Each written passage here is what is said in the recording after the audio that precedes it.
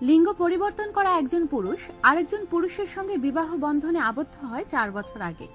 তারপর থেকেই তারা একটি সন্তান নেয়ার চেষ্টা করতে থাকে, কিন্তু বেশ কয়েকবার গর্ভপাত হওয়ার পর ডাক্তারের পরামর্শ অনুযায়ী সন্তান ধারণ করতে সক্ষম হয় টার্স্টেন লিসি ও বিফ চাপেলো দম্পতি। ব্রিটেনের দৈনিক ডেইলি মেল বলছে, যুক্তরাষ্ট্রের পোর্টল্যান্ডের বাসিন্দা এই দম্পতি সামনের গ্রীষ্মে তাদের সন্তানের মুখ দেখতে পাবেন। এই দম্পতির 2টি দত্তক সন্তান রয়েছে, এর মধ্যে একটি মেয়ে রিলে ও ছেলে হেলে। প্রতিবেদনে বলা হয়, টার্স্টেন লিসি নারী থেকে লিঙ্গ পরিবর্তন করে পুরুষ হওয়ার পর 2013 সালে বিফ চাপেলোকে বিয়ে করেন। এরপর 2015 সালে তারা 2টো সন্তান দত্তক নেন।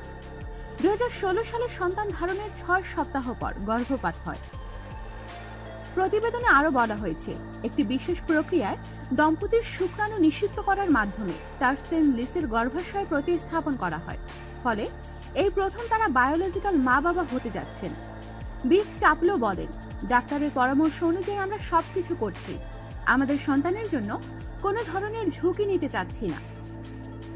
তিনি আরো বলেন, আমি চেষ্টা করছি লিসিকে বেশি সময় দেওয়ার এবং যত্ন নেয়ার, যাতে করে আমাদের পরিবারটি স্বয়ংসম্পূর্ণ হয়।